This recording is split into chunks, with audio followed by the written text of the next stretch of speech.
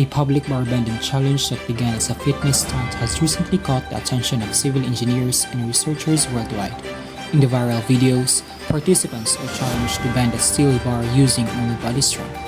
Civil engineers are asking, could this type of loading apply to real-world structures? Experts explain that this setup resembles a simply supported beam with a concentrated load, a fundamental concept in structural analysis. While it may seem like a simple feat of strength, the forces at play are similar to those used in designing bridges, floor joists, and even aircraft wings. Let us now hear from our two engineers on board.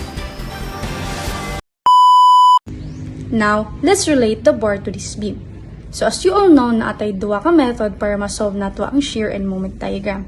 So at this time, I am going to use one of the methods, which is the equation method. So the first step nga atong buhaton is to solve for the reactions. Now, as you can see, sa ato ang beam na atay 100 kilonewtons sa A and then sa D. Then atong reactions is naa sa B and then sa C. Para ma-identify nato ning reactions, mag-sum up moment ka either sa B and then sa C. So in my case, nag-moment ko sa C. So nakakuha ko reactions sa B, which is equals to 100 kilonewtons. And after that, mag-sum up forces ka along sa Y.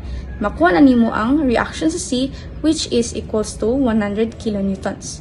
So after nato makuha ang mga reactions, cut na din ta, segment by segment. So, in my case, nag-cut ko sa segment AB, which is ang X is equals to 0 to 0.25, no?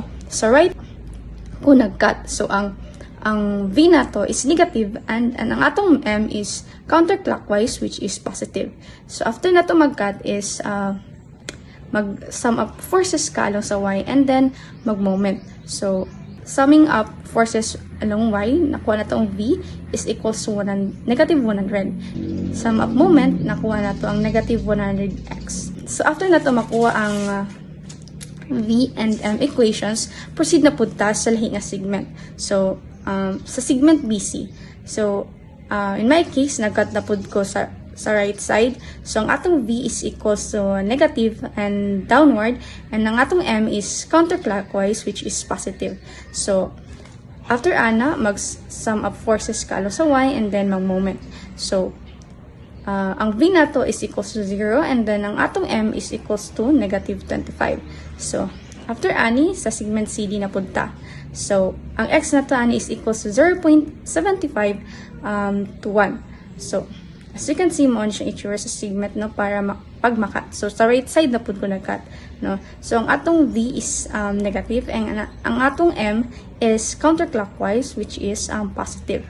So, summing up forces along Y, makuha na tong V is equals to 100 and then ang M, makuha na to, which is equals to 100x minus 100. So, after nato ma-determine ang equations, ang ato na lang buhaton is i-substitute nato ang values sa x, no?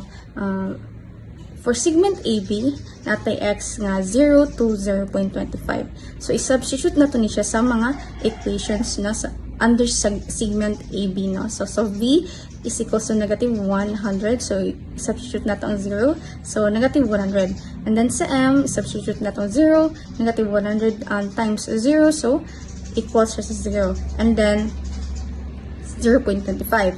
So, i-substitute natin siya sa V and then sa M.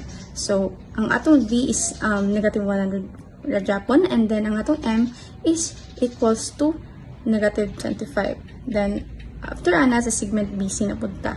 So, substitute nato ang X nga 0.25 and then 0.75 sa equations. So, sa V natay 0. So, substitute nato na siya, 0 na Japon siya. So, ang atong shear from negative 100 to 0. And then sa M, substitute nato ang value nga 0.25. So, negative 25, no? From 0 to negative 25. And then after that, substitute na po nato ang 0.75. Then V is equals to 0.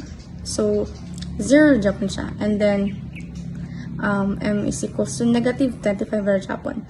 And then sa segment CD, natay X nga 0.75 to 1. Substitute nato ni siya sa equations sa V and then sa M. So, sa V is equals to 100. So, from 0 to 100. And then sa M, natay value nga negative 25, no?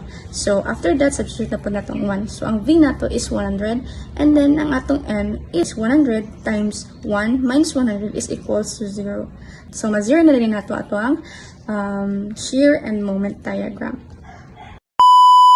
So for the second method, we can use the area method. So for this method, same process, but in this method, we are going to utilize the area of the segments.